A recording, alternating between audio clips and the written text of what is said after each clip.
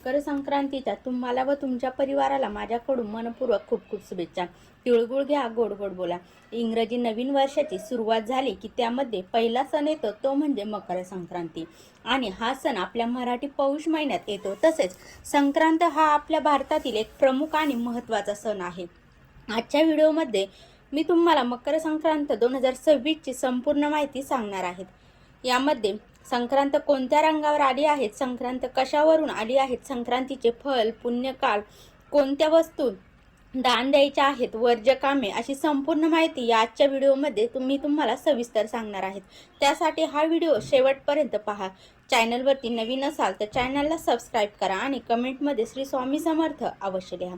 चला तर मग व्हिडिओला सुरुवात करूया।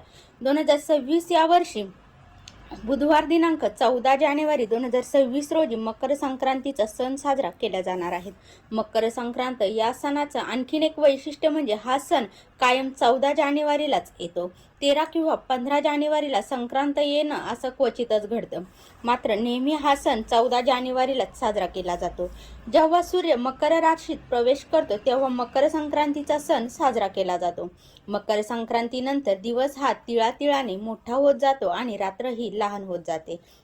तर 2026 मध्ये मकर संक्रांत बुधवारी 14 जानेवारीलाच आलेले आहेत। मकर संक्रांतीचे फल बुधवार दिनांक 14 जानेवारी 2026 दुपारी 3:13 सूर्य हा मकर राशीत प्रवेश करणार असून या दिवशी षटतिला एकादशी देखील आहेत। संक्रांतीचा पुण्यकाल बुधवार दिनांक 14 जानेवारी 2026 रोजी दुपारी 3:13 पासून ते संध्याकाळी 6:18 पर्यंत असणार आहेत।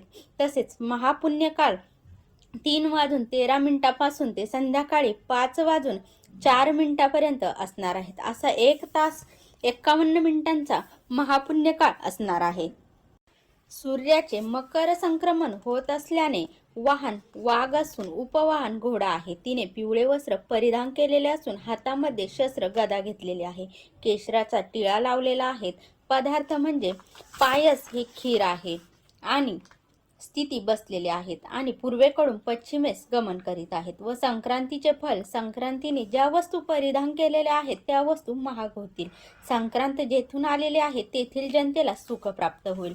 संक्रांतीच्या काळात द्यायचे दान म्हणजे नवे भांडे, गाईला घास, अन्न, तिलपात्र, गूळ, तीळ, सोने, भूमी, गाय, वस्त्र, घोडा इत्यादी यथाशक्ती दान द्यावे।